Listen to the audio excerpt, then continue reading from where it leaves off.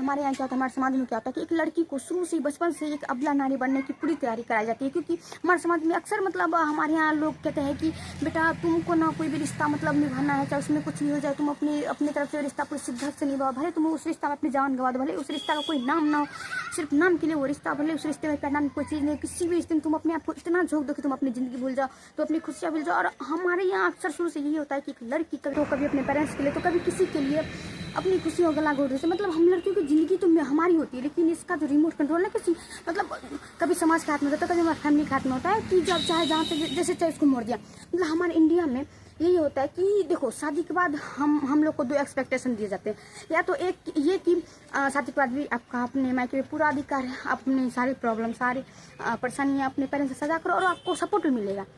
दूसरी ये कि अगर आपकी एक बार शादी हो गई तो आपका मायके से कोई रिश्ता नहीं, फिर आपके ससुराल में आपके साथ कुछ भी किया जा रहा हो, कितना भी अत्याचार हो रहा है, आपको वो रिश्ता निभाना, क्योंकि आप शादी हो गई भाई, अब वो आपका घर है, वही ससुराल ही आपका घर है, वहीं पर आपको मरना है जीना, भले आप वहाँ पे कुछ भी आपके साथ हो रहा है, लेकिन आपको रिश्ता निभाना है। क्योंकि हम लड़कियों को एक मतलब रिकॉर्ड बनाने के लिए दिया जाता है। अब वो रिकॉर्ड का कोई भी नाम नहीं, आखिर रिकॉर्ड कहाँ तक बनाना होता है ये नहीं पता, लेकिन एक रिकॉर्ड बना है, भले बनाते जाओ भले उसमें तुम मर क्यों ना जाओ। ठीक है, ये और ट्विसा शर्मा के साथ, और ट्विसा शर्मा की कल्प्रिट में उसके पति समर्थ को नहीं, उसके पेरेंट्स को बताऊंगी। क्योंकि कोई भी लड़का, कोई भी मर्द जिसका इंटेंशन अपनी पत्नी या फिर किसी भी लड़की के लिए पहले से खराब होता है, अगर उसको पता ये होता है कि उसकी फैमिली वाले की तरफ से कोई भी रिस्पॉन्स नहीं आता, तो उसके हैवान मर्द की ना यही ताकत होती है। क्योंकि वो सोचता है कि इसकी फैमिली वाले को सपोर्ट नहीं कर रहे हैं, तो मेरी मर्जी में जो करूँ।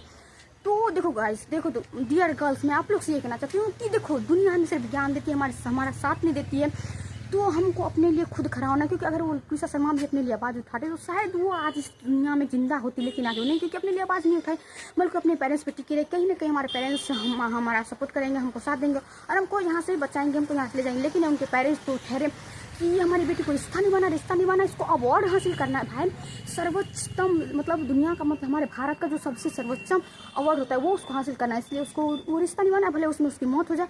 और वही हुआ। तो डियर गर्ल्स, मैं आप लोग से कहना चाहती हूँ कि आप अपने लिए आवाज़ उठाना सीखो, रिश्ता निभाओ, लेकिन ये ऐसा रिश्ता नहीं, इस रिश्ते का कोई नाम निशान नहीं होता, जो रिश्ता सिर्फ नाम के लिए, इसमें प्यार नाम कोई चीज़ नहीं होती, हाँ छोटी मोटी नोक-झोंक होती है। लेकिन अगर देखो जब पानी नाक से आगे जाता है तो इंसान अपने लिए कुछ ना कुछ करता है। तो आप लोग भी ऐसा नहीं कि रिश्ते निभाने के चक्कर में अपनी ज़िंदगी खो बैठो, अपने लिए आवाज़ उठाओ अगर आपके साथ गलत हो रहा है। क्योंकि दुनिया, हम बार बार कहते, दुनिया साथ नहीं देती, बस ज्ञान देती है। तो and girls, don't be scared, be strong, because the scareness is the power of criminal. So don't be scared and be strong. I hope you get it, that what I want to say. And please in the end I just want to tell you कि be strong दोस्तों। So I hope you get it. Bye bye.